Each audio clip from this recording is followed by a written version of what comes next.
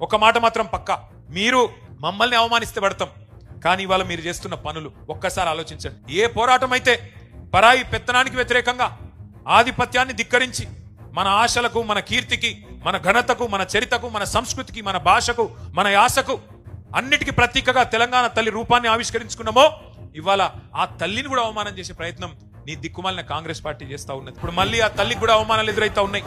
తెలంగాణ తల్లి చేతిలో బతుకమ్మను మాయం చేసిండ్రు ఈ మాయల పకీర్లు. మన అమ్మను తీసేసి కాంగ్రెస్ బొమ్మను పెట్టింది ఇవాళ సెక్రటేరియట్లో. తెలంగాణ తల్లిని తీసి కాంగ్రెస్ తల్లిని ఇవాళ సెక్రటేరియట్లో పెట్టిండు. తెలంగాణ తల్లి వద్దు అని ఎదురుగా సెక్రటేరియట్ ముంగట రాహుల్ గాంధీ తండ్రి విగ్రహం పెట్టిండు. ఈ దీక్షా దివస్ సాక్షిగా ఒక ప్రతిజ్ఞ మనందరం చేయాలి.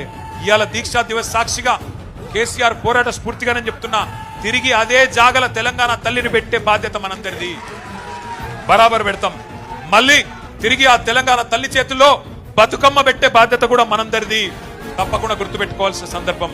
మళ్ళీ ఈ దీక్షా దివస్ స్ఫూర్తిగా తెలంగాణ సోయిని సానబెట్టుకోవాల్సిన రోజు గుర్తు చేసుకుందాం.